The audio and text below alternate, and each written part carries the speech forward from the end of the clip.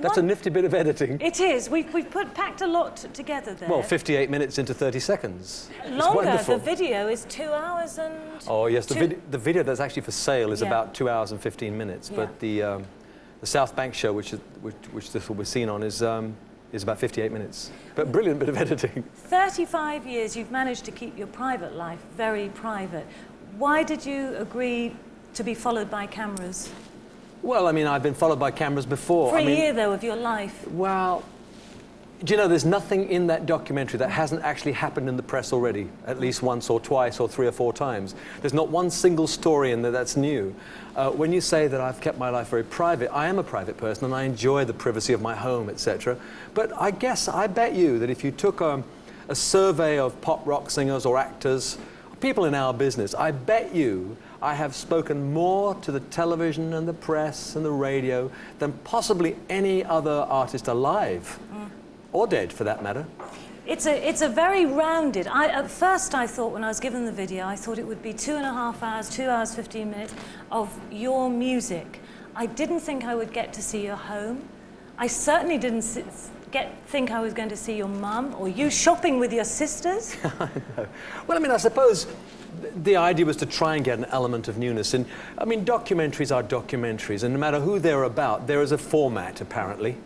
Oh. Well, there is. I mean, my documentary is it's a format-type documentary, and it is nice, I think, for people who might be interested. You have to remember, though, that I don't know how we get away with making documentaries about people like me. Most of us survive on a very large minority group. Most people in the country are not really interested in what I do.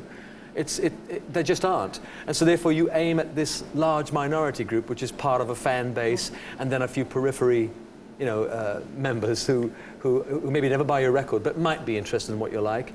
And yet we still are able to do the documentaries, and there's still an outlet for them, and I never understand why. Why is it, apart from my music, which is the reason why I sit here, is it so interesting that people might want to make a 58-minute documentary? I mean, I must admit, when I first saw it through, it was 2.5 hours long, and I was bored stiff. Well, I wasn't. Well, they're not going to be. No, but I mean, no, I'm glad you feel that way. But... I tell you what I really liked. I've spoken to you on several occasions. You've always said, I'm not a goody two-shoes, I'm not perfect. And you actually come on in this video and you show when you get short with people. I mean, not short, but you don't... Downright angry. Well, you don't like the fact when people treat you as if you're a hothouse, off from another planet, like you spend Christmas with your family, and there's a kind of a look that comes over you, go, yes. Yeah, of course, like everybody else, that's right. Well, I mean, yes, there is a feeling sometimes that, I mean, the thing that really does get up my nostrils is the fact that sometimes people forget I am a 53-year-old man. They ask me things... Listen, I expect and I want no sympathy. I felt no pain. Becoming 53 was really easy, as was 52, 51, as all the rest of them. But sometimes I get a feeling that people forget that, and they ask me things as though I'm some 18-year-old, fresh out of college kid who's got no experience, no life pattern set for them. I mean, I know what I want to do, I know what I like, and I've been doing it for a number of years, and that's what I am. It's, in a way, I should be saying to people, look, like it or lump it, you have to take me the way I am. And I still sometimes feel that they forget that I am... I mean, but 53, a lot of men would be thinking about retirement. But a lot of men would look at it. I hate to go on about this Peter Pan thing, but, you can't say I'm an ordinary 53-year-old, because you don't look it. No, but then I think I'm the one that's normal. If people... I mean, I think this is the way 53-year-olds look. The thing is, though, I don't look 18. And I'm constantly trying to rub that one home as well. I know when I look in the mirror that I don't look the way I used to look when I was at school. I see photographs of myself and I think, boy, not only do I look older, my face has changed. I had a much thicker top lip, which I really liked. Oh, it's because you said... A very pouty... Yeah, I find that hard to do now. It's hard to hold it up there. I did, and your face changes. You know, my face has changed shape. I think I had a rounder face in the earlier days, and that I can do without. But it's not all a wonderful portrait of, you know, a lovely, smiling Cliff. I mean, there's some of the things we heard people say. How do you feel about sitting down and watching a video that you've helped to make? That Hank will say he's, you know, he's selfish. He's a single. No, he didn't. He didn't say I'm selfish. He said I was self-centered. Self-centered, quite right. Which, of course, is basically true. But unfortunately, the phrase he used is a word that we use in a detrimental term normally. Yes, but we think of self-centered people as being completely, I do everything for me, I don't want to bother about you, I don't care. Whereas I spend my almost all my life that I'm not in front of the screen involved with other people. I go off and visit third world countries because I am concerned. What he really means is that I don't have anybody else that I have to answer to, which is absolutely true. I'm not married. He would have been exactly the same, I believe. He's a similar kind of character to myself. And if he hadn't been married with a wife and family to be responsible for, he'd have been footloose, and I think would have done similar things to myself. So it's unfortunate that he used that phrase, because I didn't recognize myself in that phrase. I don't think of myself as selfish. Yeah. But yes, I'm self-centered because I don't have to do anything that I don't want to do. And I suppose if that's being self-centered, then I am, yeah. You also say in the documentary that in 2 or 3 years' time, you'll have done everything you want to do. What then? Yeah, well then, I mean, the thing about our industry is did I say actually that? If I did, yes. Well, if I did, what I would have meant was that I've done all the things that it's possible for me to do. Right. Doesn't mean I've done them well, though. You know, I've acted on stage. It does not mean that I left the stage as Sir Laurence Olivier of the decade, you know. It just means that I had a go at acting, that I liked it and was not bad at it. And our industry is fantastic because it is a treadmill. You just keep on going and going and going. The same things come by, you do them again, and you hope to improve them. And really, what else can I hope for out of life? I have done a lot, yes. Made a lot of records, I've had a lot of success, and yet I know I've never attained perfection. There isn't an artist alive who could actually look in the eye and say, the last thing I did was perfect, or the next thing I'm going to do is going to be perfect. You aim at it, but most of the times you miss. I say on stage night after night, I aim at being #1 in the charts, and the hard fact of life is that most of the time in my career I've missed. Most of the time. I like, there was a very honest bit that you said that you know, you are resentful if there are, like last Christmas, there were a few records above that you didn't think were much good. Well, yes, Mr. Blobby's #1. My record's really good. And I think, well, of course, but I'm sure we all feel that. I mean, I'm saying that. I think I speak on behalf of all of us who make records. You know, you make a record thinking this is the greatest thing since sliced bread, and you release it out and it turns out to be not. And you have to learn to live with that. But you still believe that your record's better than all the others. I do. I don't think Where'd you get this from? I know.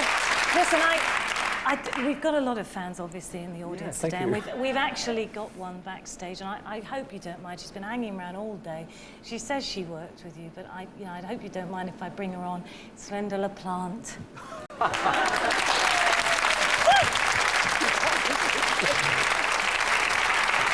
Hello, my dear. No, you didn't. Was it Newcastle? It was. I didn't think you remembered. No, I did. Yes, because I just think he doesn't remember. He doesn't remember. It's just that when Linda LaPlante's name came to the fore, I didn't. You thought I was a male stripper. Yes, I thought I saw her in Waterloo. No, I just didn't connect it with that Linda LaPlante because it was so long ago. It was in the 65. Well, would you have been Linda Marshall then, wouldn't you? Linda Marshall, no, yeah. That's right. You see, now that's why I wouldn't have connected so it. what was it in? Tell us the story. I played his girlfriend in a thing called Seven Deadly Sins. It was Seven. It was the Life with Johnny, and it was a series of 6 shows where we took kind of parables from the Bible and updated them. Yeah. Made them kind of modern stories. That's right. And I was his girlfriend. And one day, it was so hot in the studio, I went upstairs, and there were all his fans trying to get there. And one of them goes, hey, you, are you working with Cliff? So I said, yes, I am, actually. She said, hey, she's working with Cliff. So they all went forward. And one of them said, did you kiss him? Did you? Yes. Hey, I can't remember. So I said, yes, I do. And she said, and you're not much to look at, are you? Well, she got that wrong. You look great. Oh, it was terrible. It was lovely. Does it all come flooding back? It does, yeah, it does. I mean, it was a funny little series. I say funny, it was actually a very nice series. I enjoyed doing it. But I remember trooping up to Newcastle every week. And I must admit, they were really good. Tyne Tees were very, very nice to us. And again, I think it was the first of its kind. I don't think they'd done a gospel slot, a sort of, it was the God slot of Tyne Tees television, where we had people like the forthcoming Linda LaPlante. It was very funny. Do you remember? I bet you don't. There was a blind man in it, and we were sitting on a bench in the But he park. wasn't really blind. No, he wasn't really That blind. was Tenny Evans. That was it, and he was acting blind, and he kept saying through rehearsals, am I going to get a dog? And they kept saying, yes, but you know, you've got a bit of a problem because the Blind Society won't let you have a dog in rehearsal. He said, well, it's very difficult. So then he had that little dog on a bit of string, that woolly dog. But he used to act all this thing and he'd be going, down, Rover. And then he used to get up and he'd say, well, my dears, I'll just walk through the park now. And he'd go off with this thing on this little bit of wood. So eventually we get to Newcastle and there was a very nervous PA and she said, we haven't actually got a dog from the Blind Society, but we've got a dog that's very good on the collar. It's an Alsatian. And do you know, they brought this. So rehearsal, he's sitting there saying, so he said, I'll just be going down the park. And he said, I can't control this dog. So they then said, don't worry, we'll drug it. They did not. And they did. It's Did the they? truth. They did. Well, they could slip. I thought it just got dog tired. Valiant. Well, they may not have told you. But when they did the take, he was doing the scene and there was this dog. Beside him. It was. Oh, dear. You can see why she became a writer. Oh, can't you just? Well, it's amazing because your minds are different to the rest of us. No, but they are. You remember little details that people like myself just. Well, that happens and that's it, and you go on to the next bit in life, and it's fantastic because you've stored up. Do you remember the dry ice? Well, yeah, I remember dry ice, but then I've had so much dry ice in my eyes. And all the dancers fell over behind because you. it became slippery, I know. But you see, that's happened to me a million. I did Some People, actually, and they actually often show it on That'll Be All Right. It'll Be All Right on the Night, yeah. Where I was saying, some people up, and I was gone. The shot was empty. But so I've slipped over on that dry ice stuff for all of my career. Well, I hope you didn't mind us bringing her on. No, She's it's a been on treat. about Yeah, it. it's lovely. Thank you so much. Yeah. Listen, we're going to hear another song from you now, your latest single. Yes. From it. Yes! It's been lovely to meet you once again. If you'd like to join me, guys, this is the latest one. Here is Cliff Richard with his new single, Healing Love.